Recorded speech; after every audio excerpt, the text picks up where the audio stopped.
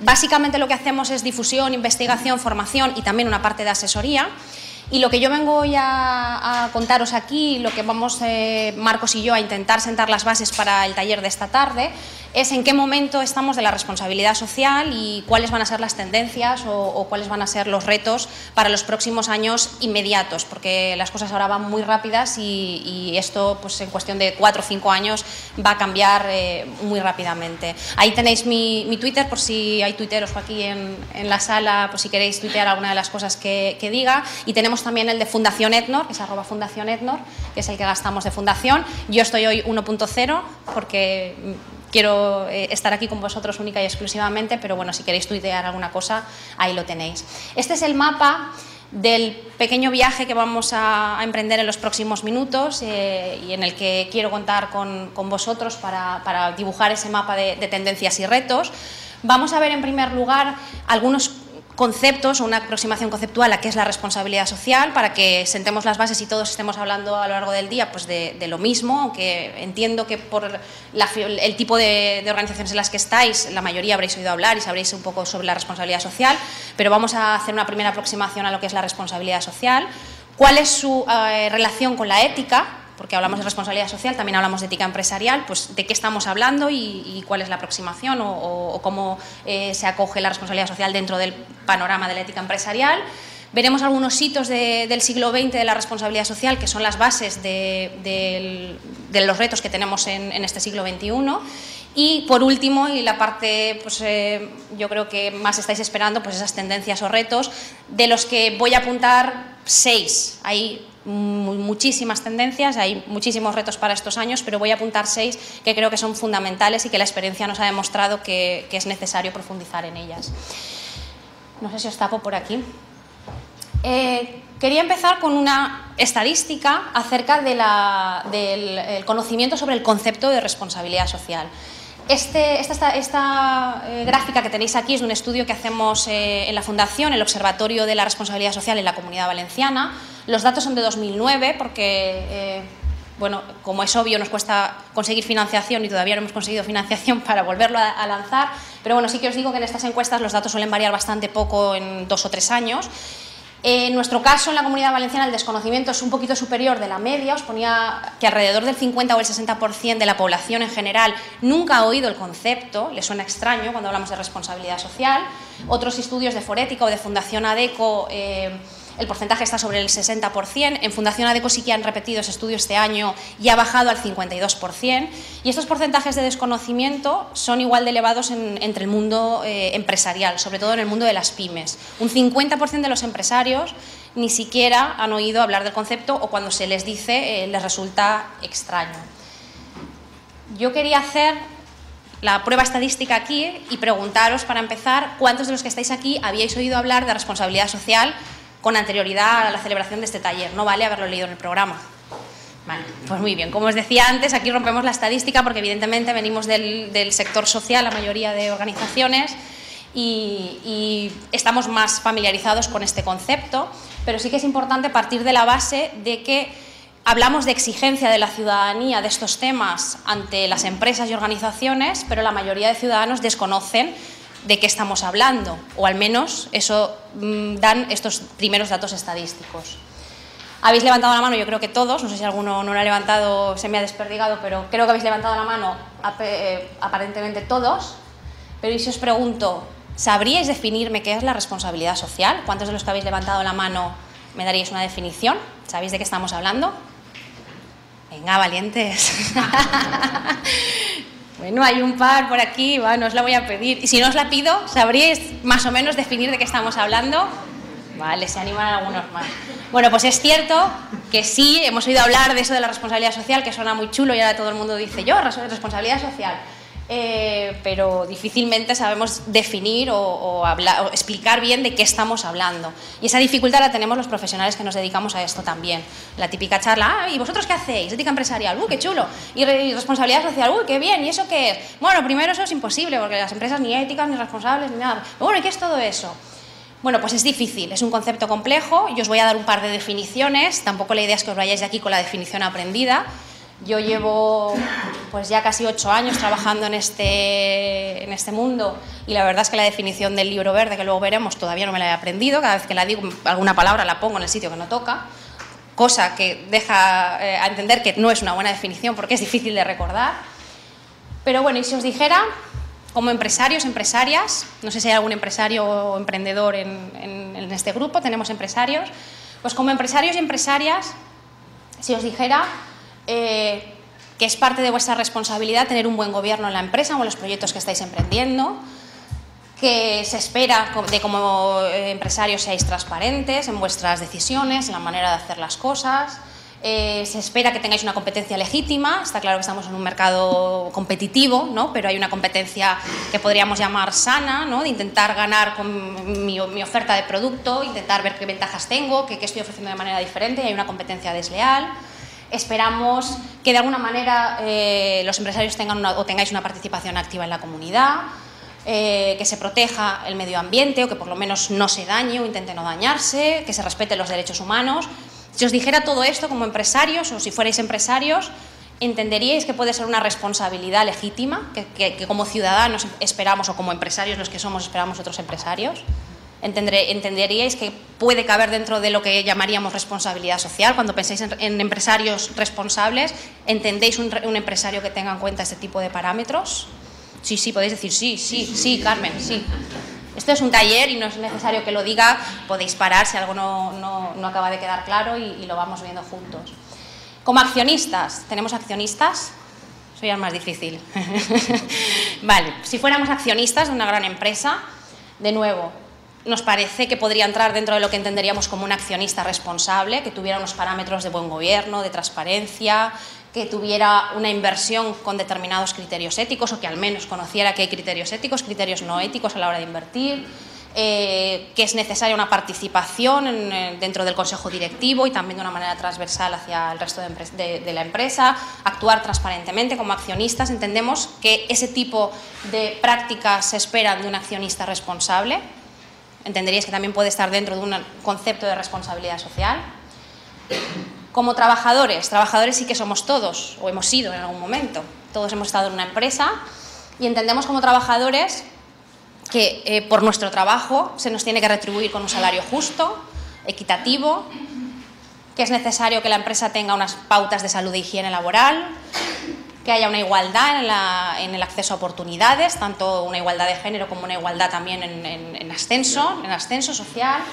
Entendemos que como trabajadores también se tiene que respetar la integración de determinadas personas que tienen más dificultades para acceder al mercado laboral, con algún tipo de discapacidad o con algún tipo de problema o bache a lo largo de su vida, que se tiene que escuchar y participar en la empresa.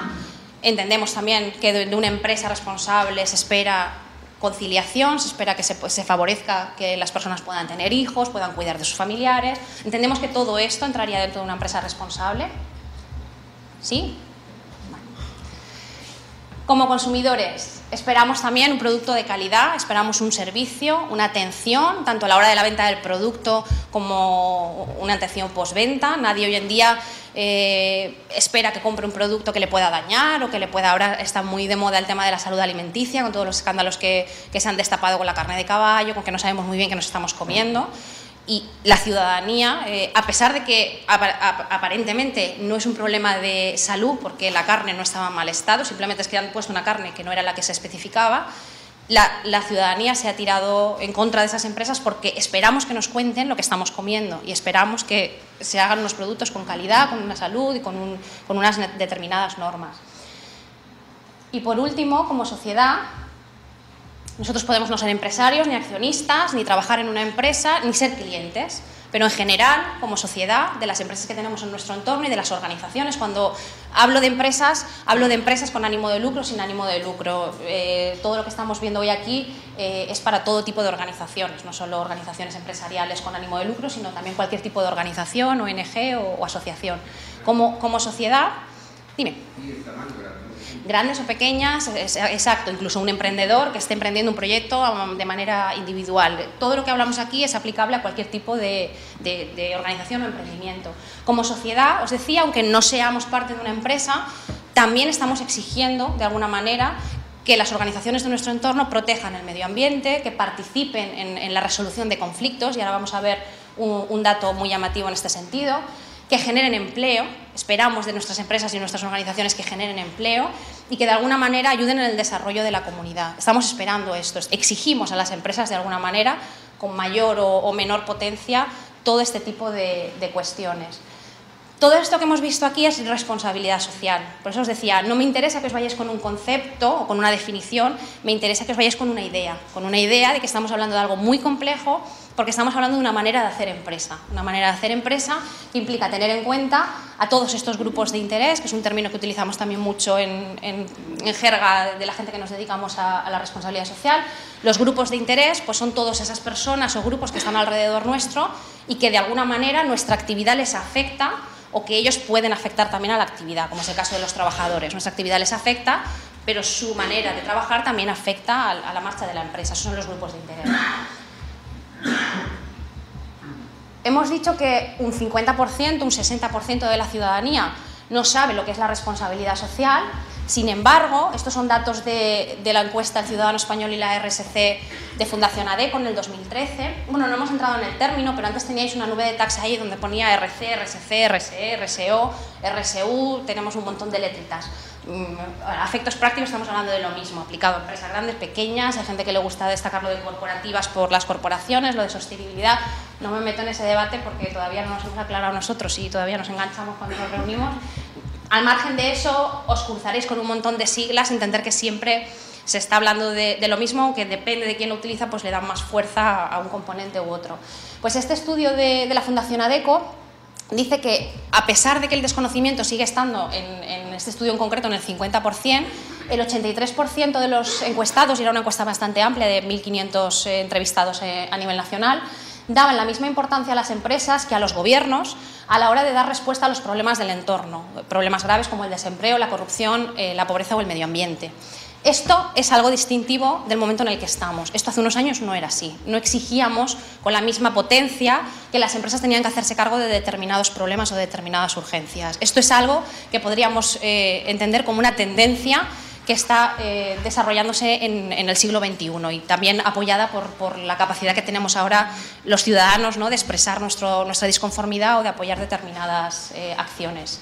Estamos exigiendo transparencia, ética y respeto a la comunidad. Entre los distintos valores que se les preguntaba a los encuestados, creo que el 80%, tengo los datos por ahí, el 80% de los encuestados, no, perdón, el 100% de los encuestados decían que las empresas tienen que ser transparentes, y esto es fruto de la corrupción que estamos viviendo en los últimos meses, sobre todo.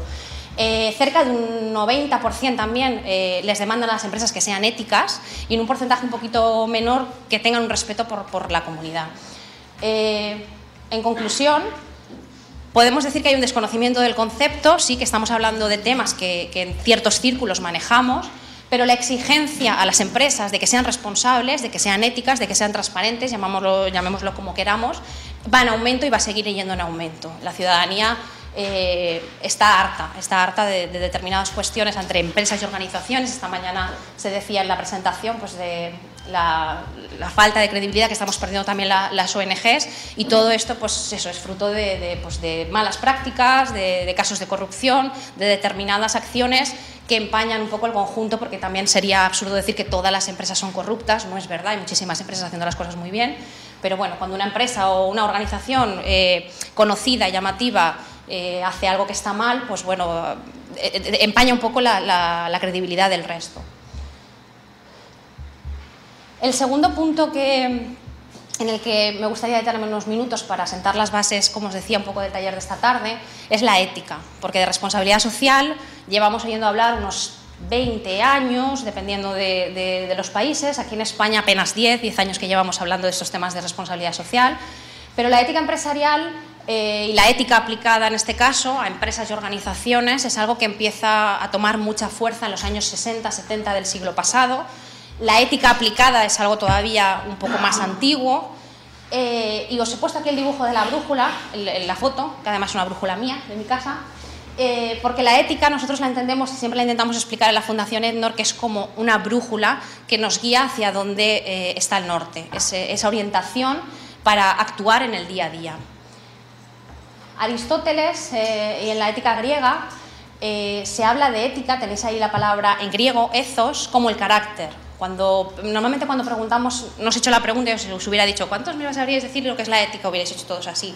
No lo sé. Pero normalmente cuando se pregunta por la ética todo el mundo dice, bueno, eso es muy relativo, cada uno tiene su ética, yo tengo mi ética, tú tienes tu ética, hay diferentes éticas, la moral es muy abstracta, aquí todo es muy abstracto.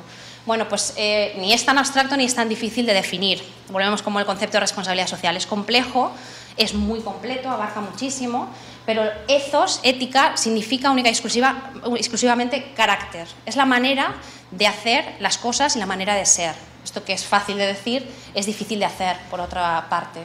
Cuando empezamos a trabajar en temas de ética empresarial, en nuestro caso personal de la Fundación, nuestra fundación, no os lo he dicho, pero está formada por empresarios, directivos y personas de la universidad. Es la manera que nos gusta de hacer ética empresarial, junto con los empresarios. Y al principio, cuando les expusimos la idea a los empresarios para que formaran parte de la fundación, todos nos decían, bueno, pero si esto de ética y empresas es como el agua y el aceite, son ámbitos que nunca van a poder trabajar conjuntamente, y hablar de ética en la empresa, esto es algo complicadísimo, no lo vamos a conseguir, incluso los que creían que era necesario un comportamiento ético en la empresa. Adela Cortina, que es nuestra directora, que es catedrática de ética de la Universidad de Valencia, dice que la ética es algo así, a mí es una idea que me gusta mucho porque se queda bastante grabada, que la ética es como ser alto o bajo o gordo o flaco. Cuando decimos es que las empresas están al margen de la moralidad, al margen de la ética. Una empresa no puede estar al margen de la moralidad. Puede ser inmoral, puede ser ética o puede ser gradualmente más ética, menos ética, o tener un comportamiento mejor o peor. Pero igual que no se puede no ser alto o bajo o no ser gordo o flaco, por mucho que uno diga, no, yo no me veo gordo, bueno ya, pero tienes un peso y tienes una estatura y hay unos parámetros de medición, pues la ética es una gradación. Se puede ser más o menos ético, pero no se puede estar al margen de la moralidad. Ninguna empresa, ninguna organización puede estar al margen de la moralidad, porque tiene una manera de hacer las cosas, una manera de hacer las cosas buena o una manera de hacer las cosas mala, tiene una manera de hacer las cosas moral o inmoral, pero no está al margen de la moralidad. Esto es llamativo porque nos cuesta mucho hablar de ética empresarial y, sin embargo, parece que no nos cuesta hablar de cultura empresarial. La cultura empresarial es algo que está muy arraigado en las escuelas de negocios, y en todas las escuelas de negocios se habla y se explica cómo generar una buena cultura empresarial, cómo a través de unos valores, de una forma de hacer las cosas, de unos determinados principios, una empresa tiene una determinada cultura, que además, por ejemplo, aquí en Valencia, en el caso de Mercadona, Mercadona es una empresa con una cultura empresarial muy determinada y que durante los años han ido formando a sus trabajadores en una determinada cultura. Esa manera de formar a los trabajadores en una determinada cultura es la ética de Mercadona, es la manera de hacer las cosas de Mercadona. Amartya Sen, que fue Nobel de Economía y es un experto en ética del desarrollo, dice que la ética es como el oxígeno, que solo nos acordamos de ella cuando nos falta, y así es. Esta charla en este foro no, pero en otro foro, si yo hubiera hablado de ética empresarial hace 8 años, me hubieran vuelto a decir, eso como el agua y el aceite, aquí estamos en otras cosas. Lo dices ahora y todo el mundo dice, ostras, sí, qué necesaria es la ética, es fundamental. Sin ética, sin transparencia, sin valores, no vamos a ninguna parte. Pues eso decía Amartya Sen en su libro ya en el año 2000. Cuando no podemos respirar, decimos, aquí nos falta algo, nos falta un poquito de decencia, nos han faltado unos valores, nos ha faltado hacer las cosas bien.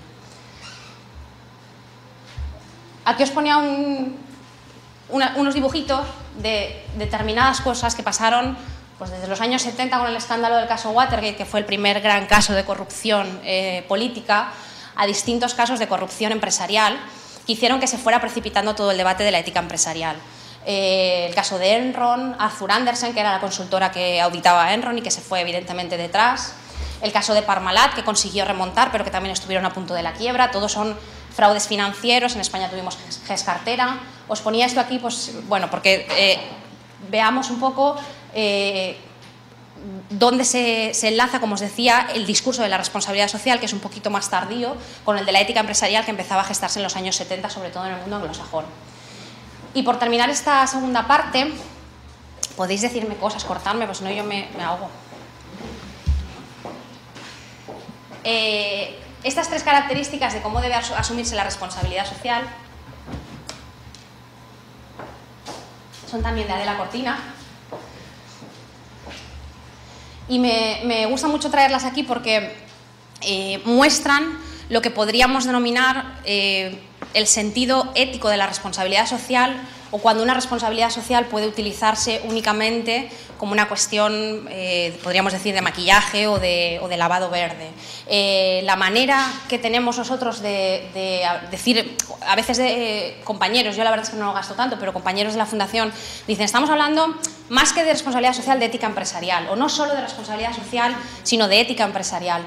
A mí me gusta más decir que estamos hablando de una responsabilidad social ética, de una responsabilidad social de verdad, porque se puede hacer responsabilidad social a medias tintas, y hay muchas empresas que lo están haciendo y no pasa nada, mejor hacer algo que no hacer nada. Pero la diferencia entre hacer responsabilidad social y hacer responsabilidad social en serio estaría en estas tres gradaciones. Podemos hacer responsabilidad social como una herramienta de gestión. La responsabilidad social se integra en lo que se llama el core business, en el núcleo duro de la empresa, como una herramienta de gestión que nos ayuda a gestionar nuestra empresa de una manera más responsable. Es también una medida de prudencia, porque Adela dice que es más prudente tener en cuenta los grupos de interés, escucharlos y tener una empresa más abierta, que sobre todo, como veremos, algunas de las tendencias van a ir por ahí, que están en una empresa cerrada, opaca, que nada quiere saber del resto y que luego le saltan pues, determinadas crisis que no puede gestionar, y de hecho luego vamos a ver algunas crisis que no se han podido gestionar. Pero Cortina dice que es también, la responsabilidad social debe asumirse como una exigencia de justicia, y aquí es donde entra la ética en la responsabilidad social. Podemos hacer responsabilidad social porque me viene bien para gestionar mejor mi empresa, porque la competencia lo está haciendo. Podemos hacer responsabilidad social porque entiendo que es más prudente ver de qué se está hablando, pero es necesario entrar en el mundo de la ética y la responsabilidad social porque hay una obligación de justicia, porque es una obligación de justicia, una obligación moral, tener en cuenta todos los afectados de mi actividad, y una organización justa no puede ser una organización justa si no lo hace y si no lo tiene en cuenta. Diríamos que ese tercer componente es el que le da el carácter ético a la responsabilidad social. ¿Y todo esto para qué? Pues os ponía ahí la imagen del aceite que lubrica los engranajes. Pues todo esto para generar confianza, lo que estábamos hablando esta mañana. Las organizaciones hemos pedido algo de credibilidad, pero si hemos hecho bien las cosas y seguimos haciéndolas, pronto volveremos a generar esa confianza que tenían las personas en nosotros, y podremos volver a hacer funcionar la maquinaria. Sin confianza, sin el lubricante que genera ese comportamiento ético, que genera esa exigencia de que yo de verdad estoy teniendo en cuenta mis grupos de interés y las consecuencias que tienen mis actividades, es muy difícil operar y casi imposible, como estamos viendo en la situación de España y de otros países, es muy difícil operar y es casi imposible hacer ni empresa, ni política, ni organización, ni nada. Y el comportamiento transparente, os decía, por decirlo con Adela Cortina, que siempre lo dice mejor, y para que me lo voy a inventar de otra manera si ella lo dice así de bien, Adela dice que el carácter y la justicia son el humus de la ética de la empresa, que da sentido a una responsabilidad social resuelta a no dejarse reducir a cosmética y burocracia. Por lo que estábamos diciendo, una empresa transparente, una empresa con un carácter enfocado a la excelencia, a hacer bien las cosas, donde la justicia es fundamental, va a ser una empresa socialmente responsable, lo que podríamos decir, o que estará en el camino. A mí siempre me gusta decir que están en el camino de ser empresas socialmente responsables, porque todos los que estáis en organizaciones sabéis que es muy complejo ¿no? gestionar una organización, y que siempre nos encontramos con baches en el camino. En cómo resolver esos baches, pues está la diferencia entre empresas que están intentando ser responsables y empresas que no. Bueno, luego de todas maneras me imagino que colgarán las presentaciones por si os interesa sacar las frases. ¿Hasta aquí bien? ¿Todo bien? ¿Decirme algo? ¿Claro? ¿Bien? ¿Vamos bien? Dinamízame. ¿Tú no me ibas a dinamizar? Unos 10 minutos. ¿10 minutos? Perfectamente bien. Perfecto, pues nada. Toma de dinamización un poco. Por terminar de recoger lo que vendría a ser pues, ese proceso desde la ética empresarial en los años 70, 80, el surgimiento de la responsabilidad social, por intentar recogerlo para ver, porque al final si me remonto a Aristóteles, que es lo que solemos hacer los filósofos, porque bueno, en el currículum no lo has dicho, pero mi formación es de filosofía y en la Fundación somos la mayoría filósofos, empezamos por Aristóteles y no llegamos ni al siglo XV. Entonces, por recoger un poco para que os llevéis de aquí los dos grandes hitos del siglo XX y que van a sentar las bases de lo que vamos a seguir haciendo en el siglo XXI y que siguen siendo a día de hoy los dos grandes pistoletazos de salida de la responsabilidad social.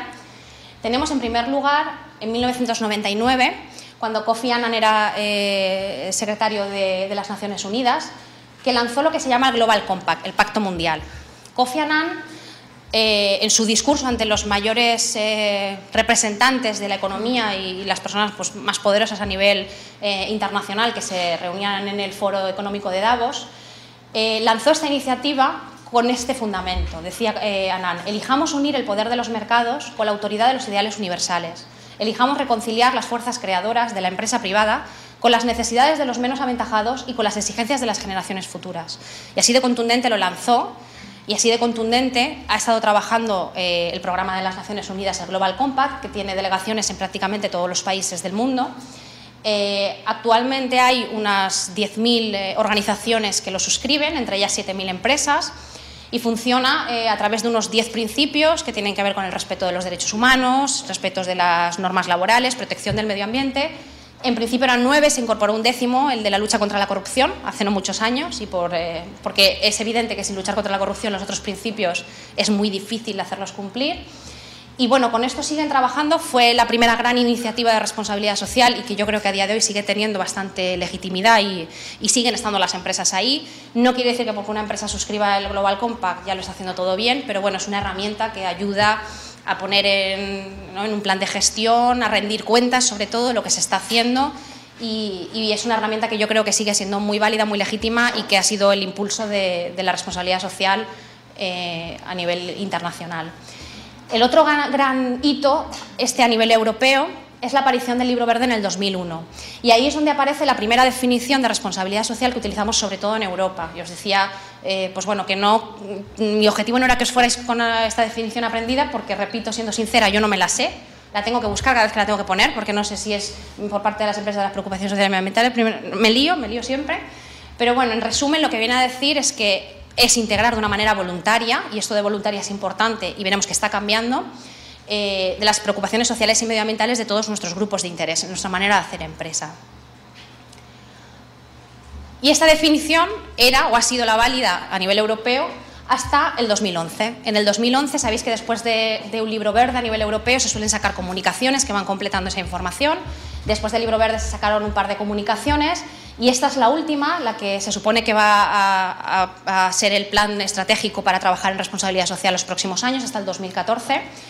Y en esta comunicación, aparte de muchas otras cuestiones, se ofrecía una nueva definición de responsabilidad social, que es tan sencilla como la responsabilidad de la empresa por sus impactos en la sociedad en general.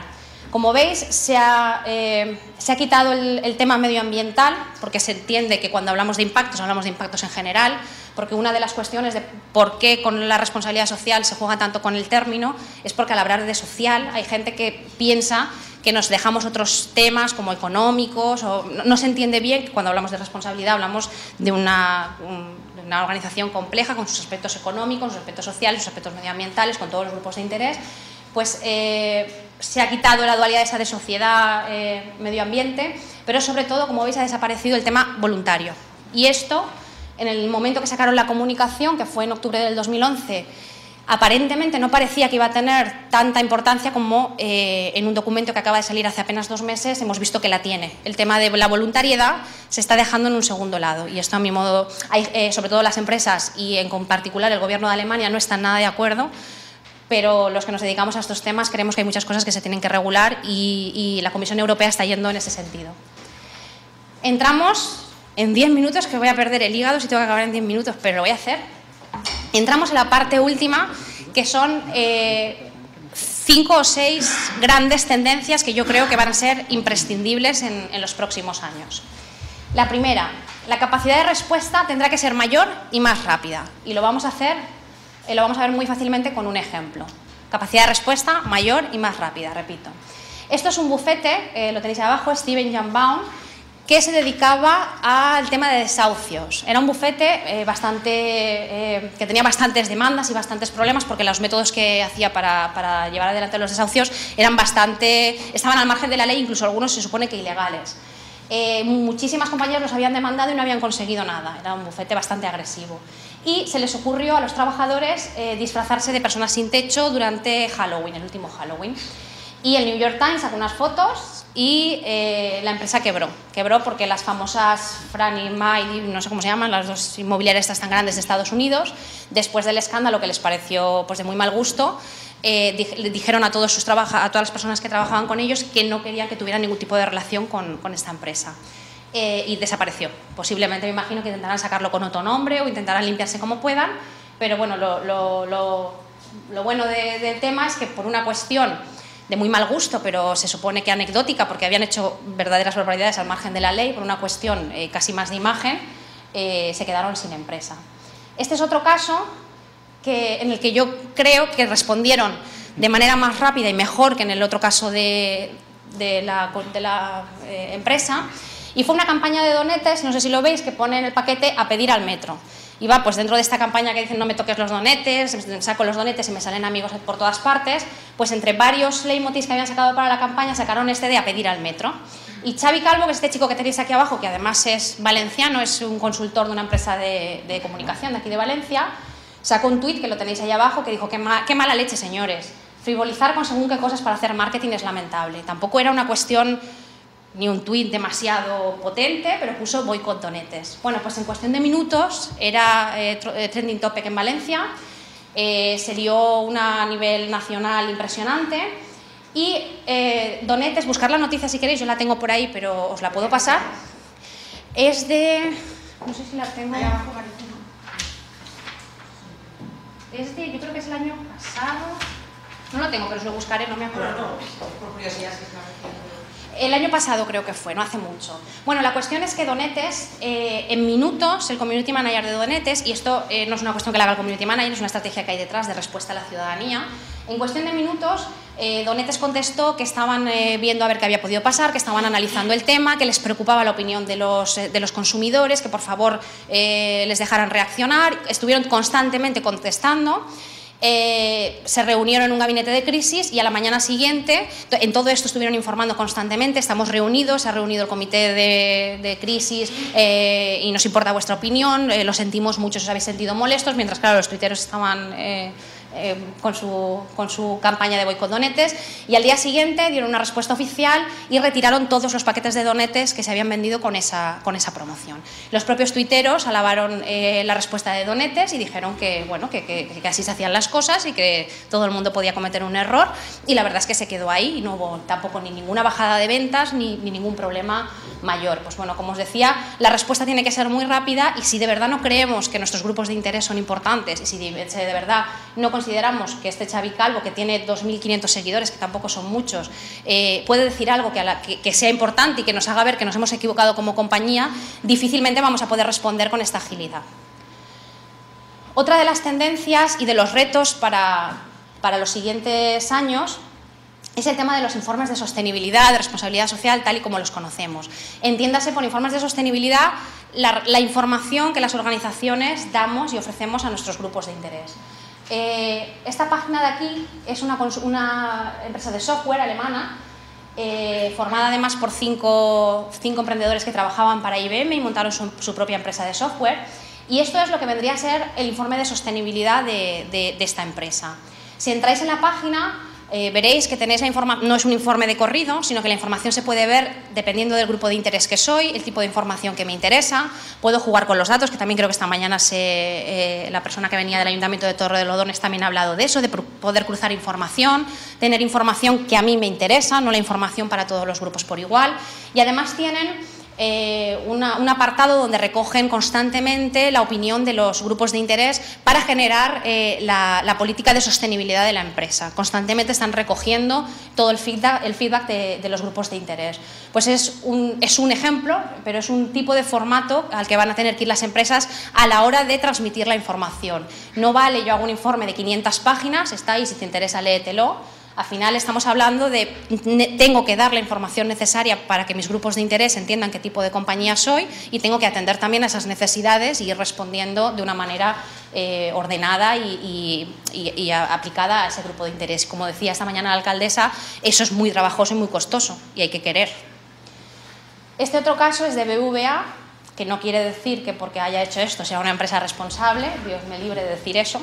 Pero bueno, al final son las empresas, no lo digo porque a veces siempre pones el ejemplo de BBVA, el ejemplo de Telefónica, son las empresas que tienen dinero para tener buenos expertos, contratar buenas consultoras y poder hacer proyectos interesantes. Este proyecto de BBVA es un proyecto muy bueno. BBVA además ahora ha sacado un par de proyectos, la verdad, muy interesantes de acción social, pero muy enfocada a su labor de banco. Ha hecho muchas cosas mal, pero está haciendo cosas, la verdad, que interesantes. Y este proyecto de Banca para Todos es lo mismo. Es, digamos, la información que BBVA tiene que dar a sus grupos de interés no es la información que tiene que dar a sus accionistas. A mí como cliente no me interesan los números o la cantidad de toneladas de papel reciclado de BBVA. Sí que me interesa saber cuestiones de educación financiera, cómo tengo que invertir, cómo tengo que pedir una cuenta en un banco, información que a mí me interesa que BBVA me facilite y me ayude para poder ser un ciudadano no informado. Y esta campaña de Banca para Todos va en ese sentido, en dar la información del banco que les puede interesar a determinados ciudadanos y tener también, tienen también pues, un proceso también de feedback con los clientes o con los usuarios. Será imprescindible una mayor relación con los grupos de interés, en la misma línea. Y os ponía aquí, como decía antes, en lo mismo, Telefónica, yo creo que es una de las empresas más irresponsables de este país, pero bueno, tiene esta plataforma de RC Conversa, que la verdad es una plataforma muy útil, es una plataforma donde también se generan constantemente debates que tienen que ver con la sostenibilidad de la empresa, me imagino que tendrán filtrados también importantes de qué comentarios admiten, pero bueno, son debates online constantemente y luego se sacan pues unas conclusiones de cada debate, se abren nuevos debates, es una plataforma con un feedback muy interesante. Ya. Habrá que avanzar en la medición del impacto social y esto me parece una de las cuestiones más importantes, digamos que vamos en orden de importancia, tanto para empresas como para organizaciones sin ánimo de lucro. Esto es una iniciativa de Forética y MyObserver, que es MyObserver for CSR, que es una herramienta para medir en Internet las cuestiones de responsabilidad social pues que se están hablando y que están siendo tendencia para poder adecuar también la información que yo estoy dando a lo que los internautas están demandando, ¿no? A la información que los internautas están demandando. Se están haciendo muchos avances en los temas de medición de impacto social y muchas herramientas que se están utilizando, que yo creo que esta tarde Nicolás igual nos habla de este tema. Herramientas que se han venido utilizando en el mundo social se están aplicando también a la empresa para medir cuestiones sociales o de responsabilidad social. ¿Por qué? Pues porque cada vez somos más exigentes y más críticos y tenemos menos dinero. Entonces, si queremos invertir o queremos apostar por una ONG o queremos apoyar una empresa, queremos saber qué se está haciendo con ese dinero. Y esto va a ser un aspecto inevitable. Y os ponía ya la penúltima, mayor regulación con interrogante. Bueno, pues como os decía, el 28 de enero de 2013 la Comisión de Asuntos Jurídicos del Parlamento Europeo sacó un informe sobre la responsabilidad social de las empresas que se ha presentado para que vaya a trámite. Y en este informe, además de muchísimas cosas, de verdad os lo recomiendo, luego os lo pasaré, está en internet, si metéis ese título os sale, se decía que se compartía la nueva definición de responsabilidad social, la que hemos visto antes, porque de alguna manera neutraliza el contraste entre el enfoque voluntario y el enfoque obligatorio. Ni me imagino la de horas que se habrán pasado estos señores ahí encerrados para al final decirlo de esta manera, que al final lo que están diciendo es que les parece importante que se haya eliminado el término voluntario de la definición. Esto es complicado por lo que digo, porque sobre todo las grandes multinacionales, incluso los gobiernos, están en contra del tema de la obligatoriedad de determinadas cosas. Y decía también en el punto 4 que es necesario situar el debate sobre la RSE en un contexto más amplio que, conservando una orientación fundamentalmente voluntaria, permita el diálogo sobre medidas normativas siempre que sea posible. Pues os digo, dentro de la arbitrariedad y con mucho cuidado se está pidiendo que determinadas cuestiones, como por ejemplo transparencia o como por ejemplo qué tipo de información las empresas tienen que dar necesariamente, sea regulado. Es que poniéndolo de siempre que sea posible. Sí, por eso digo que ni me imagino la de horas que habrán estado para ponerlo pero no ponerlo, pero no son las dos únicas referencias. Hay bastantes referencias en ese sentido que están intentando avanzar en el terreno de la regulación.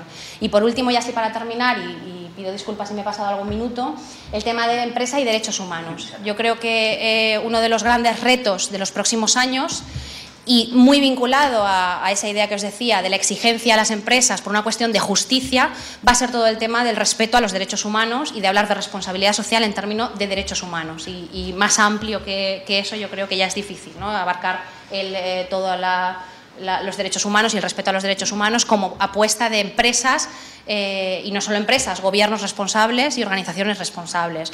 Y ahí os recomiendo que busquéis en Internet, que también está en Internet, los principios rectores, lo que se conoce por el informe Ruggie, que son el informe que se ha hecho para liderar ese cambio hacia el respeto a los derechos humanos, y en el que Ruggie exigía a los gobiernos proteger los derechos humanos, a las empresas no vulnerarlos, y en el caso de que se vulneren, pues que haya una respuesta rápida a esas víctimas de violación de derechos humanos. Y bueno, esto es todo lo que yo quería presentaros. No me habéis preguntado mucho, pero bueno, espero que tanto luego como esta tarde tengamos oportunidad de ir concretando este tema. Muchas gracias.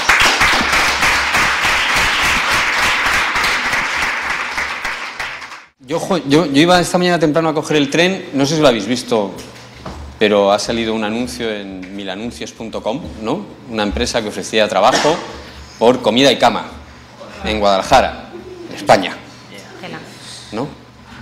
Y yo venía diciendo, joder, yo voy a hablar sobre responsabilidad social, esto es complicado, ¿no? En un momento de crisis y con ejemplos como esos, ¿no? Es complicado, ¿no? Pero bueno, siempre intentamos regirnos por esta máxima, ¿no? Vamos a dejar el pesimismo para tiempos mejores y vamos a creer que esto es posible, ¿no? Vamos a creer que esto es posible. ¿Hay alguien de aquí que no se crea que las empresas son un agente importante para la transformación social? Con eso ya os estoy diciendo cuál es mi premisa, ¿no? Yo creo que sí que es importante que las empresas se impliquen para hacer este mundo algo mejor. Y ahí también estamos de acuerdo, estamos dando por hecho que hay empresas que están contribuyendo a que este mundo haya ido peor o esté mal. Léase el tipo que ofrece trabajo en Guadalajara por comida y cama, ¿no? Con esto también, ¿qué os quiero decir? A mí me molesta mucho cuando voy a los sitios que se va a hablar de responsabilidad social corporativa o empresarial y veo un montón de ONGs y todo el mundo está, esos son los malos. Las empresas son los malos y nosotros los buenos. Tampoco voy a decir que las ONGs somos todas buenas, porque vosotros sabéis que no lo somos. El Instituto NOS era una ONG, ¿no? Aquí en Valencia habéis tenido la trama de las ONGs, ¿no? Por esto ha insistido también Carmen, que los criterios de responsabilidad social se aplican a las organizaciones, pero sí que es verdad que yo creo que en un foro como este debemos dar por superado los buenos y los malos, los blancos y los negros, ¿no? No sé si estáis de acuerdo conmigo. Es interesante que, por lo menos desde nuestro punto de vista, que entendamos que las empresas, no sé, los que estáis aquí habéis trabajado, trabajáis en una empresa, o tenéis amigos, familiares que trabajan en empresas, padres o madres que trabajan en empresas, y no son mala gente, ¿no? No son los malos, son vuestros padres y vuestras madres, ¿no? Es decir, entendemos que la empresa debe implicarse en superar los problemas que existen hoy, ¿vale? ¿Habrán contribuido ellos también a crearlo? Sí. Las ONGs también, a veces, ¿vale? Entonces vamos a intentar superar esa primera premisa e ir al tajo, ¿no? ¿Cómo hacemos que las empresas y las ONGs, por lo menos esta era la parte que a mí tocaba, podamos colaborar a superar todas estas situaciones de vulnerabilidad, ¿vale? Esto sería un poco la idea, ¿no? Por eso, yo sé que quería perder un poquito de tiempo solo en comentaros qué entendemos como fundraising, o a lo mejor me ayudáis vosotros. Bueno, ya lo he puesto, no vamos a liarnos mucho más. Porque es importante para nosotros, ¿vale? Y tiene mucho que ver con la responsabilidad social de las empresas, ¿no? Nosotros no entendemos el fundraising como traducido literalmente de captación de fondos o recaudación de fondos, ¿vale? Al contrario, el término raising lo entendemos como crecimiento, como desarrollo, ¿vale? Entonces vamos a generar los recursos necesarios para el desarrollo de la organización. Esto sería un poco la idea, ¿no? Como veis ahí, lo entendemos como un método de trabajo para conseguir adhesiones a nuestros proyectos, ¿vale? Por ejemplo, la adhesión de las empresas a nuestro proyecto, a nuestra misión, a que queremos darle la vuelta a las cosas, ¿no? Esto es un poco sería la idea, ¿no? Y para eso, o implícito en la propia definición, entendemos que tenemos que tener, o entendemos el fundraising como la capacidad para crear esos vínculos con esas otras personas, con esas otras organizaciones, con las empresas. ¿Me seguís? ¿Parece bien? No te lo crees. Es que ha puesto una cara feísima, de hecho, tú no te lo crees, ¿no? Estoy de acuerdo contigo, lo que creo es que las empresas no se dan por aludidos, ¿no? O no, todavía no saben que son responsables para... A lo mejor es que todavía no lo saben, imagínate. No. Yo vengo de una empresa que creo que todavía no... No se ha enterado de esto. Efectivamente, ¿no? Cuando yo os comentaba, vamos a superar esa barrera entre los buenos y los malos, tenemos también que saber dónde estamos, ¿no? Antes hablabas de Mercadona, que aquí es como la niña bonita, pero creo que estaba en los papeles de Bárcenas, ¿no? Es decir, que todos tenemos nuestros pequeños pecados, ¿no? O sea, pero bueno, tenemos que avanzar y tenemos que hacer ver y presionar para que estos pequeños pecados se reduzcan y no se generen más, ¿no? ¿Qué querías comentar? No, mi pregunta era, ¿el fundraising está pensado solo para empresas sin ánimo de lucro? ¿Hay organizaciones sin ánimo de lucro? Nosotros lo entendemos, o como se entiende actualmente en el sector, en España y a nivel internacional, es efectivamente la actividad que desarrollan las entidades no lucrativas para generar recursos para sostener sus proyectos. Sí que es verdad que hay algunos bancos que crean departamentos de fundraising, conseguir inversores para sus fondos de inversión. Vale. Lo llaman también así, recaudan fondos. Pero como se originó el término, ya hace algunos siglos en el mundo anglosajón, eran lo que desarrollaban las charities, ¿no? Las organizaciones no lucrativas, esta actividad. Y así es como la seguimos entendiendo, ¿vale? Entendemos también que debe ser una parte muy importante de la estrategia de cualquier organización. Generar vínculos para sostener los proyectos debe ser una parte prioritaria.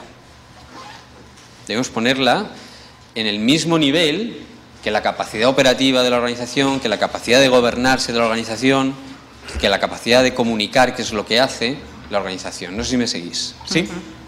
Infelizmente, muchos años en nuestro sector nos hemos dedicado a hacer, hemos sido hiperactivos, porque teníamos dinero que venía de la administración, hacíamos, teníamos departamentos de operaciones enormes, y hacíamos, y ahora que ya no viene dinero de la administración, queremos hacer y no sabemos cómo, porque nos faltan recursos. Por eso es importante que pongamos en el mismo nivel al departamento, o los tratemos igual de bien al departamento que genera los recursos que hace posible que podamos seguir haciendo nuestro trabajo. ¿Sí? Vale, yo estas premisas os las comento para poder después ir derivando en el debate de la responsabilidad social, ¿vale? Entonces, ¿qué buscamos con el fundraising? Sobre todo buscamos base social, estabilidad y viabilidad económica para nuestros proyectos y sobre todo buscamos independencia. Queremos desarrollar nuestra misión. Somos organizaciones que tenemos claro, queremos solucionar los problemas a lo que nos dediquemos. No lo que nos dice la administración que según las políticas que han definido los políticos de turnos debemos hacer las ONGs. No, las ONGs deberíamos primero ser fieles a nuestra misión y por lo tanto debemos tener los recursos necesarios para ellos. Vale, pues esto nos lo va a dar la base social que consigamos generar. Y en la base social también están las empresas, que crean en nuestra misión y que se sumen a nuestra misión. ¿Sí? Y esto nos va a dar una estabilidad. Vamos a dejar de tener los picos que solemos tener en función de los políticos de turno que aparezcan y si encaja nuestro proyecto o no en las políticas que definan. ¿Sí? Yo no sé en otros países, si algunos vienen de otros países, pero aquí en España esto ha pasado. Y pasa mucho. Y yo lo que viajo en Latinoamérica también pasa mucho, que de pronto entra un gobierno, ¿no? Y dice, no, ahora toda la ayuda que venga a Estados Unidos la cortamos. Y se quedan todos los bolivianos, me cachis en la mar, ¿y ahora qué hago? ¿No? Y esto ha pasado y sigue pasando en España, ¿no? Entonces, debemos sobre todo buscar la independencia y la estabilidad. Y esto será a través de conseguir generar esos vínculos, ¿vale? Que es un poco la imagen que os ponemos, ¿no? Vamos a hacer que esa base social se vaya comprometiendo cada vez más, vaya subiendo cada vez más en la pirámide del compromiso, ¿no? Para eso vamos a tener que generar la confianza necesaria, ¿no? Y ahí las empresas deben entrar. Todo esto en una situación de cambio de paradigma, porque esto es lo que estamos viviendo con toda esta crisis. Teníamos un modelo en el sector que ha cambiado drásticamente. Ahora vivimos una situación traumática, No sé cómo lo vivís vosotros, pero, o las organizaciones en las que trabajáis, pero ha habido ERES, sigue habiendo ERES, tenemos menos capacidad operativa, tenemos que empezar a enajenar patrimonio. Es decir, son situaciones complicadas a las que nunca el tercer sector se había enfrentado, ¿no? Ignasi Carreras lo recordaba en el Congreso de Fundraising, ¿no? Es la primera crisis que vive el tercer sector, la primera crisis seria que vivimos, ¿no? Y hoy por hoy estamos bastante perdidos, ¿no? Y esperemos que podamos ir saliendo poco a poco. Yo aquí sí que os pongo, quería hacer un repaso de cómo se financia el sector de las ONGs. En nuestra asociación hacemos un benchmarking de la estructura de ingresos de las ONGs que participan en la asociación, y sí que os voy a poner solo esta diapo. Veis un poco dentro de la parte de financiación privada cómo se financian a través de recursos privados, el porcentaje de recursos privados de dónde vienen. Veis que hasta esta línea, es decir, un 40% prácticamente viene de las personas físicas, de los individuos, de los donantes. ¿Vale? Estos son datos un poco desactualizados, lo hacemos cada 2 años y esperamos poder este año volver a hacerlo, ¿no? Dentro de todas las organizaciones que participan en la asociación de fundraising, que son sobre todo para que os hagáis una idea, tienen entre sus socios el 80% de los asociados que hay en España, ¿no? Y solo un 10% viene de empresas. Y mira que nos empeñamos en hacer proyectos con las empresas, ¿no? ¿Qué lectura os proporciona esto? Ya tiene suficiente más las pequeñas, sobre todo. Es decir, para salir adelante. Pensabais que ponían más pasta, ¿verdad? No. ¿No? Me parece. Vale. Pero yo creo, Marcos, que la culpa ha sido de las organizaciones, no hemos ido a pedir a las empresas. Claro, yo no estoy diciendo que esto No, sea... por eso que decía que yo creo que no es que tengan suficiente, es que las organizaciones hemos visto a las empresas como el malo y también hemos creído que nos iba a quitar independencia de alguna manera, ¿no? Que nos... Claro. Que no tiene por qué, porque... Te pueden dirigir, ¿no? Y decir, vale, yo te pongo dinero, pero... Claro, pero la administración pública ha puesto dinero durante mucho tiempo y... Eso lo hace, la administración pública lo hace. Yo saco unas bases, digo, tienes que trabajar... Yo soy de una organización de infancia y este año está de moda el género y te sale la orden de subvenciones y dice, pues hoy vamos a subvencionar solo género, políticas de la mujer. Y dice, hombre, pero las mujeres tienen niños, pues yo que soy de infancia me presento y me meto ahí a capón, ¿no? Esto lo hemos hecho. Pero bueno, puede ser una de las razones, ¿no?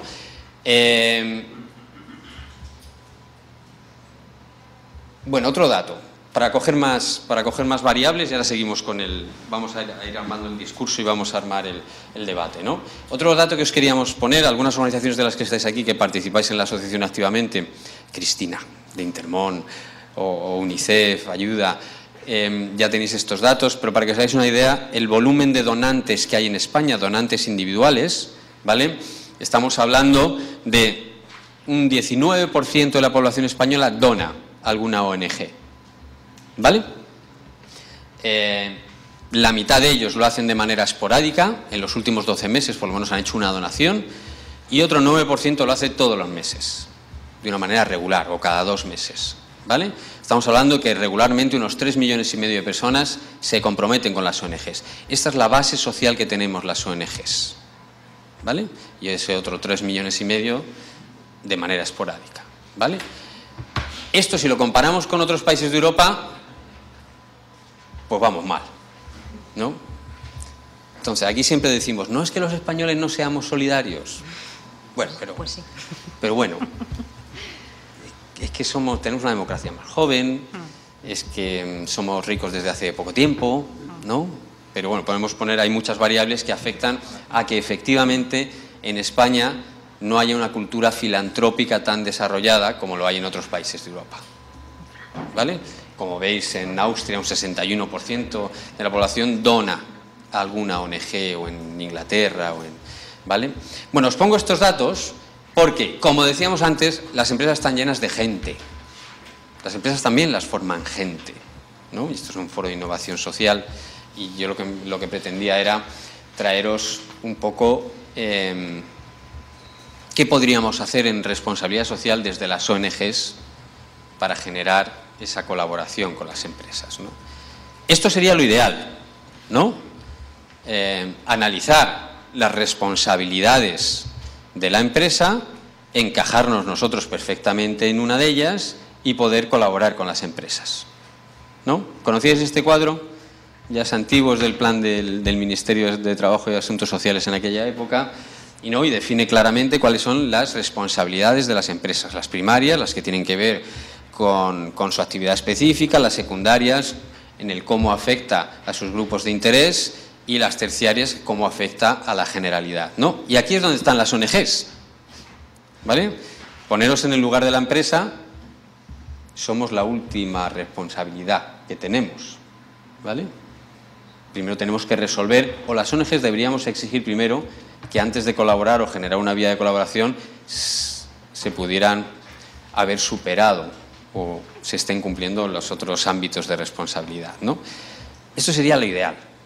Entendemos que existen estas dos posibilidades, legítimas las dos, ¿vale?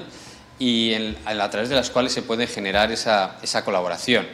Lo mismo, si vemos la pirámide del principio, entendemos que iremos generando un mayor compromiso según utilicemos una posibilidad u otra, ¿vale? En principio, hasta ahora en España se había trabajado mucho en las dos primeras, ¿no? Lo que podríamos llamar una colaboración más asistencialista, ¿no? La más antigua, en la que pues eso, hay una persona pidiendo en la puerta de la iglesia y llega la empresa y le da dinero. Más o menos era esto, ¿no? Se fue superando ese estadio y llegamos al estadio de la colaboración basada en criterios reputacionales, en el ámbito de la comunicación, ¿no? Que probablemente es donde estemos todavía, en la generalidad en España. Las empresas colaboran con las ONGs, pero además quieren un retorno comunicacional rápido, inmediato, ¿vale? Y ojalá algún día lleguemos a un tercer estadio en el que las empresas asumen estratégicamente que deben ser socialmente responsables y efectivamente entre esas responsabilidades también está el de comprometerse activamente con una causa y puedan generar una colaboración con alguna ONG, ¿vale? Bueno, esto os lo digo para llegar a este punto, ¿no? Este es el último informe de Hacienda, la última memoria del Ministerio de Hacienda disponible, que es la del año 2009, es decir, con datos del 2008, en el que aparecen qué es lo que las empresas han declarado en su impuesto de sociedades como donaciones. Como veis, han declarado las empresas que donan 262 millones de euros. ¿Qué os parece? ¿Parece mucho? Mucha pasta.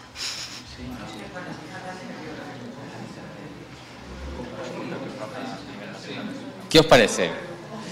Vale, eso lo han declarado, esto ya no es porcentaje, 6.400 empresas. En España en esa época había casi unos 3 millones de empresas. ¿Qué os parece? ¿Cuán solidarios somos los españoles? Vale, probablemente este dato tenga truco. ¿Por qué? Volvemos volvemos aquí. Estaríamos aquí hablando de las empresas que están en este lado, ¿vale? Hay otras empresas que están en el segundo estadio, ¿vale? Que son las que les gusta más llegar y decir: yo hago un acto de patrocinio o de marketing social que en el impuesto de sociedades, porque Hacienda no me lo permite, no lo puedo meter como donación, pero oye, estoy colaborando con las ONGs, ¿vale? Y aquí sí, en el InfoAdex, que es el informe de inversión publicitaria, en ese mismo año aparece que las empresas colaboraron con 569 millones de euros. Ahí estarán incluidos también esos 200 que hablábamos antes. ¿Este dato ya os parece más interesante? ¿Vale? Bueno, esto es un poco estado de la situación, ¿vale? ¿Cómo está ahora mismo con datos, ¿no? No más o menos lo que nos parece. Ahora, aquí es donde nosotros vemos que deberíamos prestar atención a ciertas tendencias. De acuerdo con esos datos, vemos que se están generando una serie de cuestiones. Las ONG siempre hemos pensado que éramos indispensables para generar políticas de responsabilidad social dentro de las empresas. Y no es verdad. Y la tendencia no está siendo esa. ¿Vale? Hay empresas, como veis el ejemplo de Microsoft, que desarrollan sus propios proyectos sin necesidad de colaborar con ninguna ONG. Y los hacen estupendamente. Porque saben hacerlos a veces mejor que nosotros. Tienen pasta para invertir y lo hacen bien, ¿no? Incluso nosotros pensamos también, no solo que éramos los que mejor hacíamos los proyectos, sino que además éramos los que teníamos las marcas éticas que iban a ayudar a las empresas a vender más en función de esos valores. Las empresas consiguen invertir y generar su propia marca ética. No nos necesitan tampoco por ese lado. ¿De acuerdo? O es la impresión que nos da. Tampoco nos necesitan para hacer marketing social. Son valores sociales compartidos, que sí, que nos han inspirado al sector social, a las ONGs, pero que las marcas también los pueden acoger y desarrollarlos, ¿no? O, por ejemplo, también hacen campañas de sensibilización, que pensábamos que nosotros éramos los únicos que podíamos hacerlas, ¿no? No sé si conocéis el caso de la Fundación Dove. ¿Lo conocéis, no? Esa campaña que sacó para aumentar la autoestima de las mujeres, para luchar contra la anorexia y demás, ¿no? Bueno, pues le funcionó muy bien. Vale. Es del grupo Unilever, no sé si lo conocéis. Por ejemplo, tiene otro producto, no solo el de DAF, pero tiene otro producto que es el de Axe, ¿no? Que suele hacer anuncios de chicos que se ponen un desodorante y las mujeres que sois bobas os enamoráis enseguida de ellos, ¿no? Esto es un poco... Este es el problema del mundo de la empresa, ¿no? Pero que a veces, una de cal y otra de arena, ¿no? A veces la incoherencia. Pero bueno, sí que es verdad que esta diapositiva os lo poníamos porque analizando cómo está la posibilidad de colaboración entre las empresas y las ONGs, tenemos que tener en cuenta estos detalles, ¿no? Y aquí os he traído algún ejemplo. No sé si lo conocéis, esta campaña de La Caixa. ¿Sí? Os voy a poner un vídeo que estará por aquí.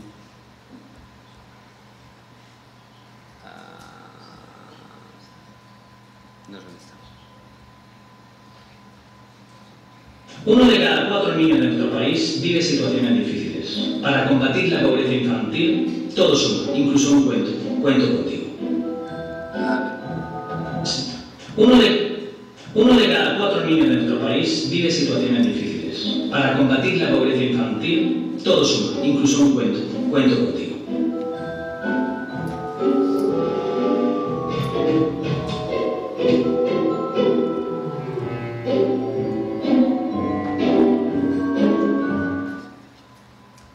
¿Lo conocíais? No. ¿Qué os parece?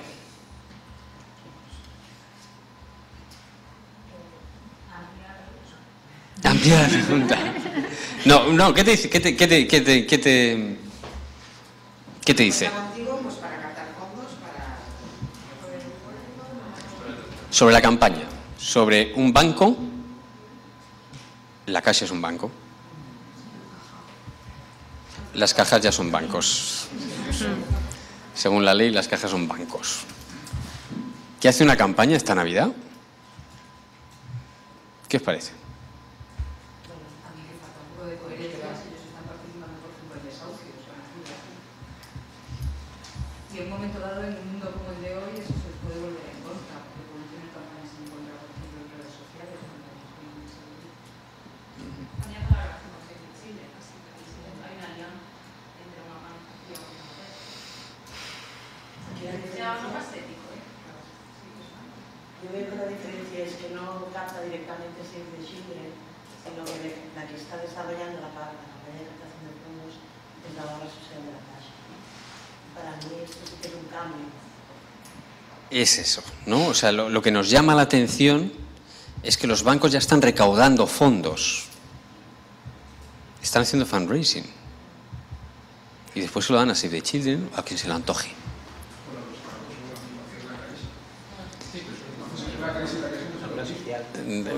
¿Quién es el patronato de la Fundación La Caixa?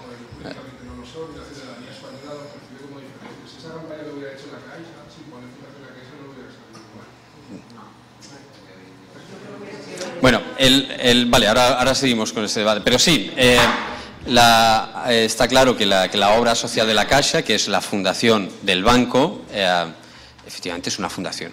Es una entidad no lucrativa, el que su patronato es el banco, ¿vale? Pero efectivamente es una entidad no lucrativa, ¿no? Y efectivamente llevan muchos años invirtiendo, el banco invirtiendo en que su imagen sea su obra social, que es el alma de la Caixa, ¿no? Y han dedicado mucho dinero en que eso sea así. Sabéis que el anuncio más caro en la historia de la televisión española es de la Caixa. Se gastó durante 3 minutos el último anuncio que hubo en la televisión pública, hace 2 años creo que fue cuando apareció la ley, se gastó 14.000 euros al segundo durante más de 3 minutos para hacer ese último anuncio del año, ¿no? Está invirtiendo mucho dinero en que su alma sea su obra social. Pero bueno, esto entrar en esto. Pero yo quiero decir, imaginaros, por ejemplo, que en España llega a pasar esto. ¿Conocéis a Richard Branson? Que es el empresario que tiene Virgin, que tiene la compañía de... Pues creó una fundación, se llama Unite, ¿vale? Y ya no colabora con Save the Children. Hace su fundación y desarrolla sus proyectos. Responsabilidad social de la empresa. Pero además, este hombre, que no es... que es un tipo muy listo y debe ser muy hiperactivo, llega un punto más. Vale, yo os ponía el ejemplo de la Caixa, pero este os lo pongo porque llega un punto más. ¿Vale? Y aquí, si lo desplegáis en su web, dice, involúcrate conmigo, y te pide que hagas fundraising para su fundación. Una pasta gansa. Tiene proyectos en África de desarrollo. ¿Vale? Esto es una tendencia.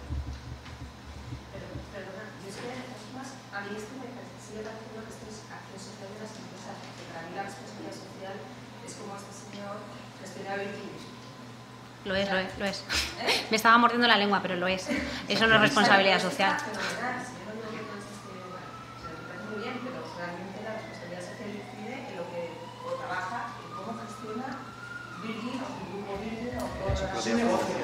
Pero yo creo que sí que esa es la percepción que tenemos de responsabilidad social.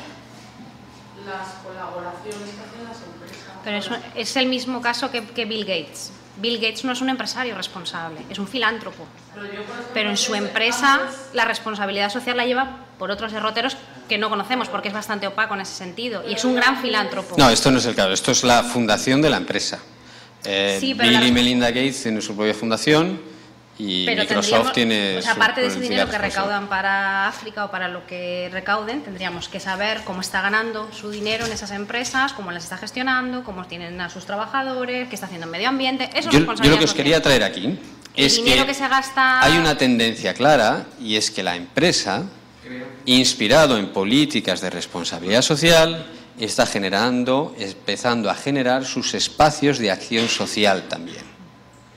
Que ahí es donde aparecemos las ONGs, porque las ONGs, bueno, a lo mejor alguna abrís un servicio de consultoría para ayudar a la empresa a desarrollar políticas de responsabilidad social, pero en principio las ONGs nos vamos a acercar a las empresas para desarrollar conjuntamente políticas de acción social, o sea, acciones o proyectos de acción social dentro de esas políticas de responsabilidad social. Yo lo que quiero llamar la atención es que, cuidado, porque en ese intento, a lo mejor algunas empresas ya han creado sus propias fundaciones y no solo no recaudan dinero para colaborar con las ONGs, sino que ya están desarrollando sus propios proyectos. Y esto es una tendencia que está pasando. Marcos, la tendencia efectivamente va por ahí, y tanto como que la Unión Europea hace cuestión de un mes ha sacado una directiva en la que considera social cualquier empresa que haga algo que pueda ser considerado social, tanto porque su objetivo sea social que porque tenga lo que se pueda mal llamar responsabilidad social corporativa o tenga una fundación. Y con ello va a destinar una cantidad ingente de dinero para fomentar este tipo de empresas. Esto es es una cosa que desde la Universidad de Valencia se está luchando muchísimo para que no se califique como tal, porque entonces Pero está tan amplio, ¿no? es tan amplio que cualquier empresa actualmente, a partir del 2014, cualquier empresa que tenga algo social puede ser calificada como tal y ser elegible, no sé cómo se llama. Sí, elegible. Para recibir subvenciones, entre comillas, sociales, o sea, con el tag, con la etiqueta social, que es mucha cantidad de dinero, tanto que puede competir con el Fondo Social Europeo, o sea, se va a situar a ese nivel. Mira, una cosita, referente a lo de la fundación de la Caixa. La Caixa Comunidad Financiera y la Fundación de la Caixa. La Caixa concretamente en este momento tiene cientos y miles de demandas, presuntamente por el desfalco o por los engaños de los preferentes, ¿vale? Sin embargo, tiene una fundación. Ese producto, ¿cómo lo ves? ¿Cómo esto es así? ¿Que cómo lo mido yo? ¿Cómo deberías de desarrollar una fundación? Que, por cierto, dentro de esa fundación se está pagando a una persona, los agentes, ¿no? Sin embargo, tiene miles de demandas por engaños, estafas, por el tema de las participaciones. Esto es muy complicado. Ese producto, ¿cómo lo ves? ¿Cómo enfocas tú ahí? ¿Cómo enfocarías tú la responsabilidad al ciudadano, a la sociedad en general? ¿Qué harías para que confiaran en la responsabilidad? Está claro que no la tiene, la Caixa está claro que no tiene la responsabilidad. Eso está súper claro. Pero bueno, en la Caixa no tiene ninguna. Sin embargo, tiene esa Esto es muy complicado. Por eso yo siempre os decía, los blancos y los negros son muy complicados. A mí cuando a veces también el Banco Santander todos los años da 250 millones de euros a la universidad para proyectos de investigación y becas. Y yo tenía un tío un día en una charla, me decía, sí, pero te obliga a poner la entidad bancaria en la universidad. Y, por Dios, son 250 millones de euros para estudiantes que no podrían estudiar en la universidad si el Banco Santander no les diera. Entonces, todos estos blancos y negros,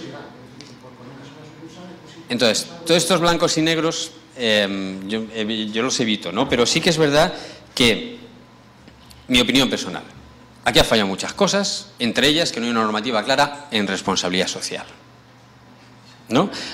Y ya podemos, probablemente en el debate empezaremos, pero yo el otro día estaba también en la jornada de corresponsables y en una mesa, infelizmente, era el único que defendía que habría ciertos aspectos de la responsabilidad social que deberían ser obligatorios por ley, como se está empezando a hacer en el norte de Europa.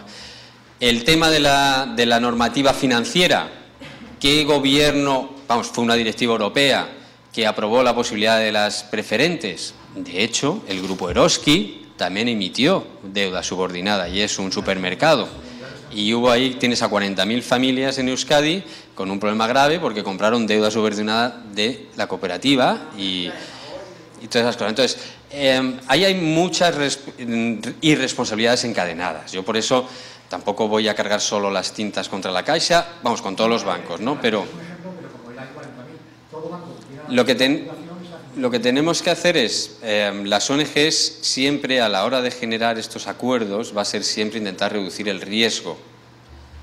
Y si efectivamente, porque hay procedimientos y debemos ser serios para poder seguirlos. Y si efectivamente en algún caso, por desconocimiento o hemos metido la pata, pues ser capaces y ser coherentes y ser capaces de retroceder. Pero todo esto es muy complicado. Esto no es nada fácil. De hecho, los dilemas éticos con los que nos encontramos los fundraisers todos los días, sobre todo tienen que ver con esto, ¿no? A pesar de que solo el 10% de nuestros fondos vienen de la empresa, ¿no? Pero quiero decir que esto es muy, muy complicado, ¿no?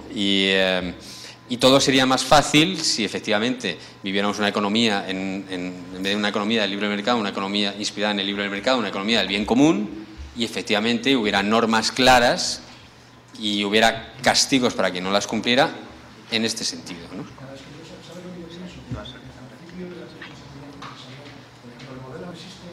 No, lo que venga de Europa. Te digo, hoy por hoy, yo el otro día estuvimos con el director general de la economía social y tal, y hoy por hoy lo que venga de Europa.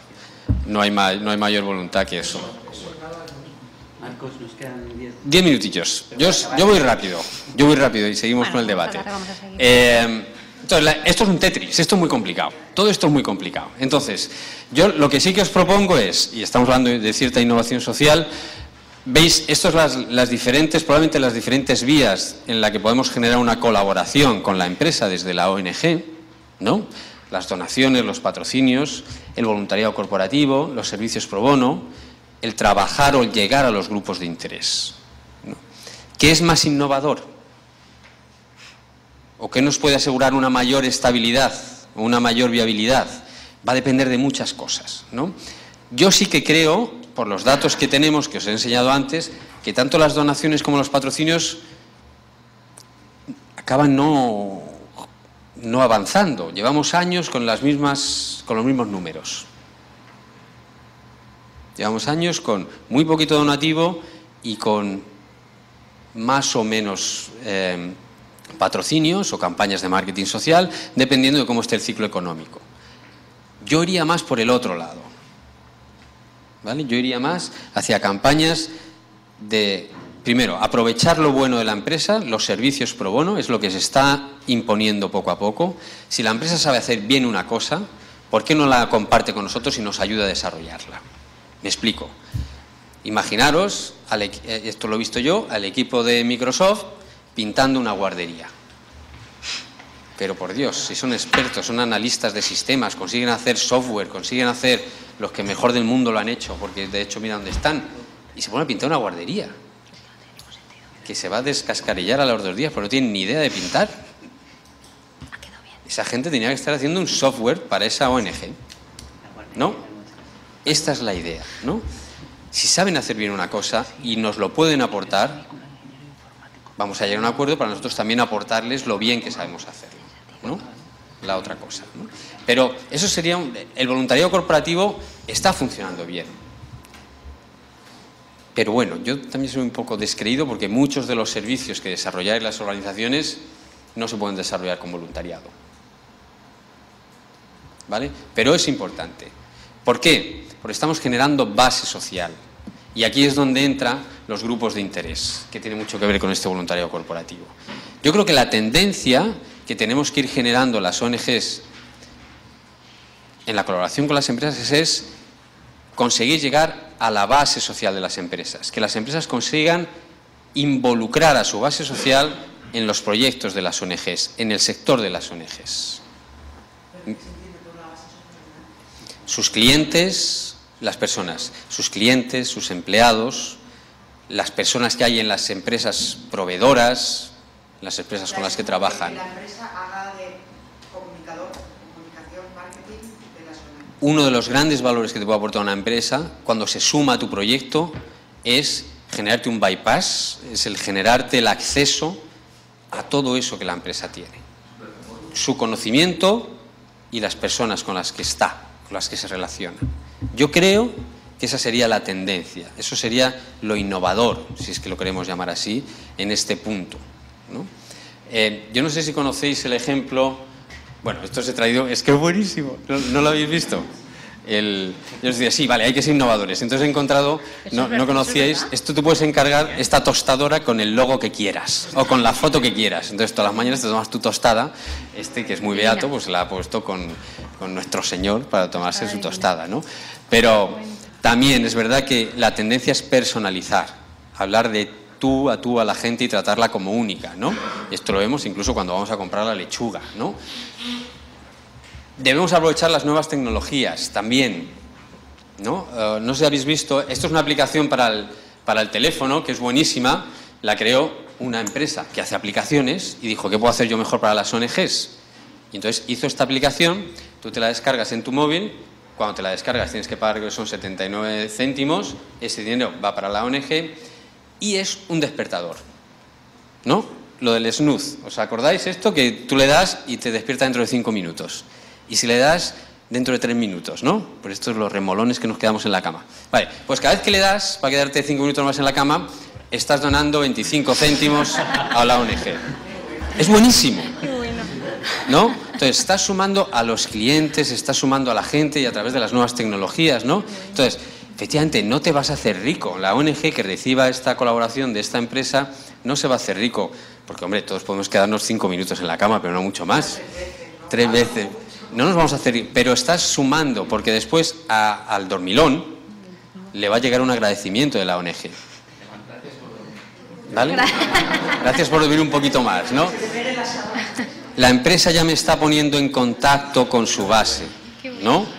Y yo ya estoy sumando gente a mi causa. Es una base que después va a aprovechar para donaciones, que es lo que normalmente tenemos dificultad. Exacto. ¿Conocéis esta campaña que hizo UNICEF con ING Direct? La dimos, la Asociación Española de Fundraising, sabéis que tenemos unos premios de fundraising y este fue el premio a la mejor colaboración empresa-ONG. 1 de cada 4 niños de nuestro país. Tú no eres. A ver. Nos quedan 5 minutos para... Vale. Esta es la historia de una escuela muy especial. Una escuela de 8 centímetros cuadrados en la que caben todos los niños del mundo.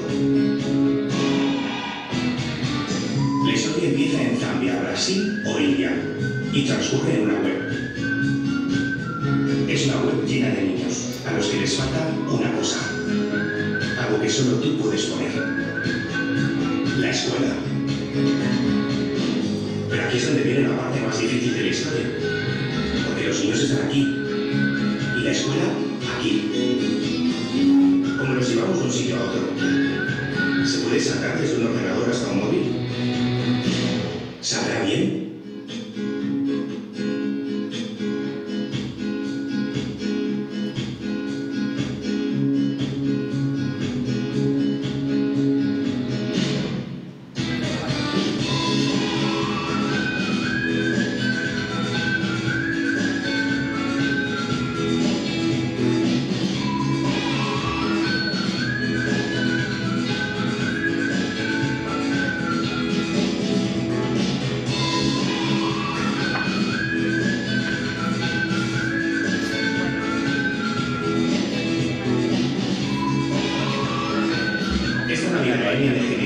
Solo tenemos un deseo.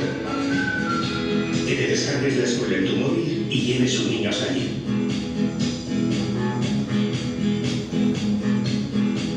Llévalos a la escuela. Una historia que... ¿La conocíais? No. Sí. Sí, ¿no? Vale.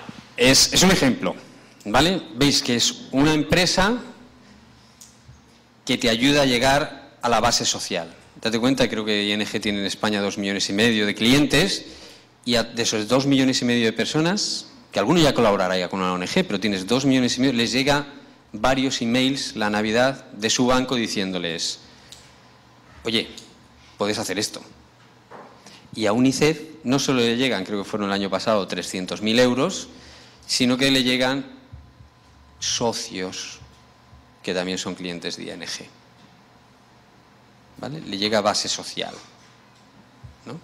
Esto es un poco lo que yo veo que puede funcionar, ¿vale? Esto es una cuestión de estrategia, esto es una cuestión de combinación de canales, es una cuestión mucho analítica para saber a quién quiero llegar, con qué empresa debería colaborar, cómo podría hacerlo para realmente ser innovador. O sea, el ejemplo de la aplicación de ING es una pasada, ¿vale? Es una chulada. Hay que hacer cosas nuevas. La ciudadanía es muy exigente, ¿no? Quien utilice otra vez el de ayúdame a ayudar, le colgamos, ¿vale? Entonces, hay que intentar llegar a la gente con cosas nuevas, ¿no? ¿Vale? Eso sí, lo que hablábamos al principio, siendo transparentes, de acuerdo con nuestros valores, siendo coherentes, por eso hay que ser muy cuidadosos con quién colaboro, con quién voy a generar esa colaboración. Tengo que poner también los instrumentos para analizar y hacer un buen filtro de que esa empresa con la que voy a colaborar no entre en conflicto con mis valores, ¿vale? Pero, bueno, esto es lo que tenía que comentar. Yo no sé si nos queda un momentito para el debate.